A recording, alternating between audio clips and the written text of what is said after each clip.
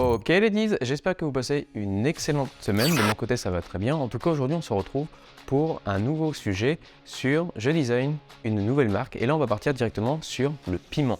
Vous savez, la sauce que l'on mange directement, soit par exemple avec un repas, et des fois c'est très épicé et ça nous brûle la langue. Ben voilà, on va partir sur ça.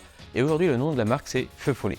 Dans cette vidéo on va découvrir justement comment nous avons modernisé la marque Feu Follet, le leader des piments forts et originaux. Vous l'aurez compris, on le met bien en avant.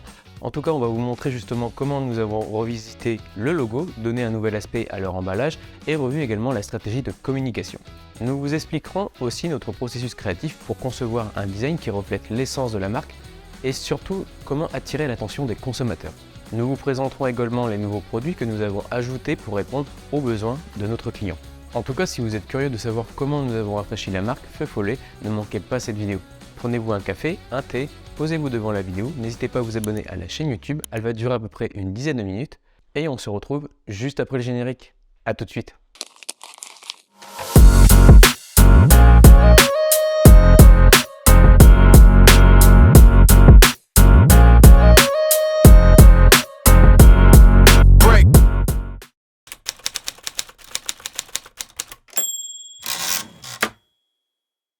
Concernant la description du projet, on parle précisément du Feu Follet, une marque de piments forts et originaux qui se distingue par sa qualité exceptionnelle et son goût unique. Mais demandons à Francis le positionnement de la marque. Bonjour Francis, est-ce que tu pourrais répondre à ma question? Bonjour, oui bien sûr. Le Feu Follet s'adresse aux amateurs de piments forts et originaux qui recherchent des produits de qualité supérieure pour relever leur cuisine. Est-ce que tu peux me dire quelles sont leurs gammes de produits et qu'attend-il pour leur emballage? Aujourd'hui, ils proposent des piments en poudre ou en flocons. Ils proposent des sauces piments et certains mélanges d'épices. Concernant le design de l'emballage, ils attendent un emballage coloré, vif et qui évoquera les éléments liés au feu pour mettre en avant l'originalité de la marque. Et est-ce que tu peux me dire si par exemple on a déjà travaillé sur le plan de communication en interne ou c'est trop tôt? C'est un peu tôt, mais dans les grandes lignes, nous allons utiliser des influenceurs culinaires pour promouvoir les produits sur les réseaux sociaux. Nous leur ferons participer à des salons culinaires pour présenter les produits aux professionnels de la cuisine et nous prévoyons la création d'un site web pour présenter la marque et ses produits. Bon, déjà de mon côté en tout cas, je suis d'accord avec toi, mais je vais me cibler principalement sur l'image de marque, le packaging et également un hero header pour commencer. Tu peux juste me dire si par exemple on cible principalement un public premium ou pas?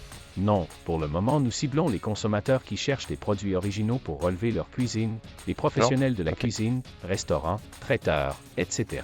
Concernant la tarification, il s'agit d'une gamme de prix raisonnable. Est-ce que tu as besoin d'autres informations? Non, c'est bon pour moi, j'ai pas besoin d'autres informations. Merci Francis. On va pouvoir miser sur un style minimaliste pour mettre en avant le piment dans le logo. Je vais privilégier des formes géométriques simples pour créer un design épuré et contemporain. Mais j'aimerais bien partir sur quelques illustrations et intégrer des éléments de la nature comme des feuilles de piment ou des tiges pour renforcer l'identité de la marque. Pour le web et le print, je pense me concentrer sur une palette de couleurs restreinte pour créer une palette cohérente et facilement identifiable avec CC Color. Pourquoi CC Color? Tout simplement parce que c'est un outil où vous pouvez justement récupérer directement des teintes, des palettes de couleurs avec les versions Pantone. On pourrait même aussi utiliser des textures naturelles comme le bois ou la pierre pour renforcer l'aspect organique de la marque et également incorporer des effets de transparence pour donner une sensation de mouvement et de dynamisme à celle-ci. En tout cas, on va essayer de créer un design unique en combinant ces éléments pour un impact mémorable. Mais il ne faut pas oublier le besoin du client. Il est important de noter que ces idées ne sont que des suggestions et qu'il est important de considérer les objectifs et les cibles de la marque pour définir la direction graphique la plus appropriée.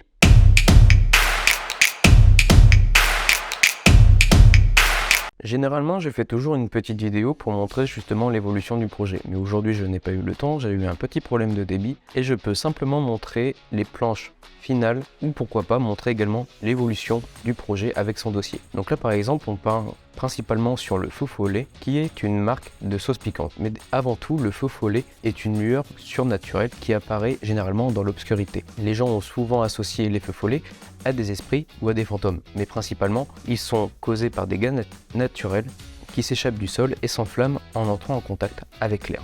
Donc déjà quand vous commencez un projet, vous pouvez partir directement sur des planches d'ambiance. Vous pouvez partir sur Pinterest, aller chercher des visuels qui vont vous inspirer dans l'évolution, pourquoi pas, de l'image et la position de votre client. Là aujourd'hui on peut voir que les sauces piquantes, elles sont principalement basées sur le feu, le rouge, mais que si on regarde par exemple l'image d'un feu follet, on part principalement sur des teintes bleutées. Donc c'est ce qu'on va faire, on va déjà partir sur des recherches de bleu, justement différencier notre client de sa concurrence. Déjà principalement un feu follet peut avoir plusieurs teintes, il est représenté comme un esprit, donc on peut partir déjà sur un petit esprit, pourquoi pas démoniaque, pour l'intensité du piment. Quand vous faites la réalisation d'un logo, faites-le toujours en noir et blanc, ça vous permet justement de faire valider en amont la version noire et blanche auprès de votre client, et derrière par la suite vous pouvez travailler directement une typographie. Ça vous permet de travailler différentes compositions de placement pour votre symbole, pour jouer également avec la typographie, et plus vous allez avancer, plus vous allez justement pouvoir faire un petit dossier pour votre client pour lui envoyer. La couleur, moi de mon côté, elle vient ensuite. C'est pour moi encore une autre étape de validation. Quand vous faites par exemple un dessin, vous faites généralement des versions en croquis et la couleur vient après. Donc ça vous permet justement de travailler plusieurs textures, plusieurs symboliques en noir et blanc. Vous pouvez jouer sur des compositions avec le nom, le symbole, apporter de la texture, pourquoi pas proposer un étiquetage, de la texture pour un futur packaging, une évolution du nom en changeant pourquoi pas quelques lettres, comme là par exemple j'ai utilisé le F où j'ai apporté une petite flamèche dans les F pour apporter de l'originalité à la marque, des petites évolutions, et juste derrière on peut commencer à travailler les codes couleurs. Vous pouvez aller sur CC Color qui va vous permettre d'avoir des versions en Pantone, et derrière vous allez pouvoir justement les retravailler en niveau de gris. À ce moment là du projet, généralement quand vous avez fait vos croquis, fait quelques recherches pour proposer quelques symboles en noir et blanc, vous pouvez justement commencer à travailler avec vos couleurs, et vous pouvez voir que votre logo peut fonctionner sur fond foncé ou fond clair. Sauf que l'idée du feu follet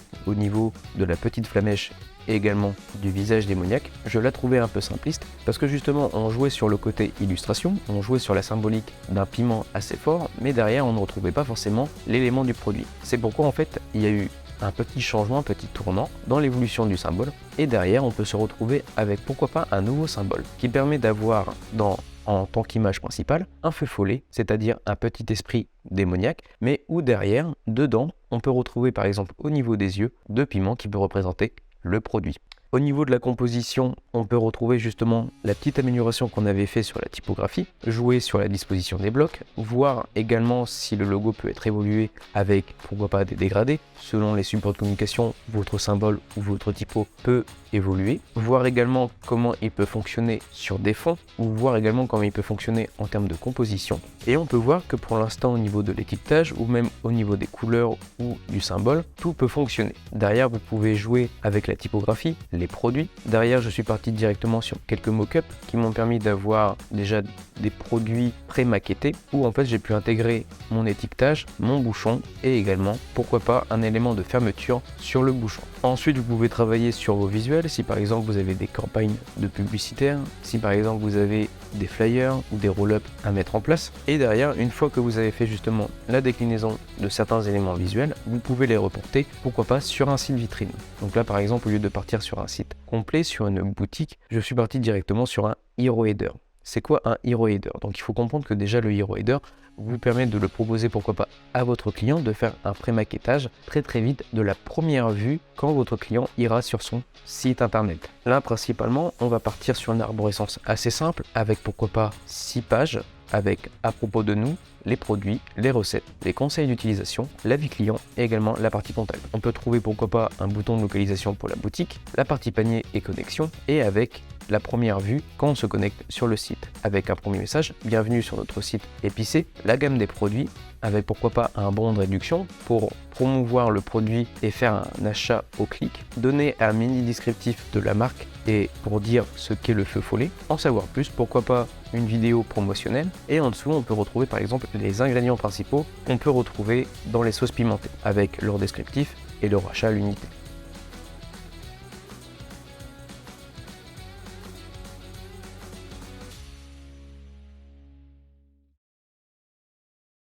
Vous l'aurez compris, utiliser des éléments de feu pour renforcer l'idée de feu follet et de chaleur comme des formes ondulantes et des dégradés de couleurs pour représenter les flammes est un élément visuel basique. Mais quand vous êtes basique, tout dépend également du traitement que vous allez donner justement à vos éléments graphiques. Ça peut justement vous différencier de la concurrence. Ce n'est pas parce qu'une idée est basique qu'au niveau graphique, en termes de traitement, elle ne sera pas forcément exceptionnelle.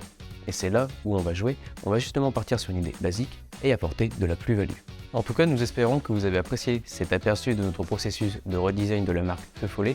J'espère en tout cas que vous êtes fiers en tout cas de suivre cette vidéo. Moi de mon côté, je suis quand même très content du résultat. Ça me permet justement de me positionner et d'apporter de la qualité et de l'originalité sur la chaîne YouTube. Et en tout cas, nous croyons que notre nouveau design reflète parfaitement l'énergie de la marque. En tout cas, je vous remercie pour votre intérêt pour le Feu Follet et j'espère vous revoir très bientôt sur la chaîne YouTube pour découvrir d'autres projets sur la chaîne. Donc voilà ladies, j'espère que vous avez apprécié la vidéo. N'hésitez pas à vous abonner à la chaîne YouTube, ça fait toujours plaisir. Je reviendrai vers vous avec de nouveaux sujets, que ce soit par exemple sur le branding, l'entrepreneuriat ou pourquoi pas l'IA, parce qu'aujourd'hui on est dans une phase où il y aura forcément des évolutions dans le domaine du web et du graphisme. Mais tout ce que tu entreprends, ne l'oublie pas, dans ta vie privée ou professionnelle, fais-le avec le sourire et amuse-toi. La créativité, c'est l'intelligence qui s'amuse. Alors qu'est-ce que vous attendez? Amusez-vous. Ciao!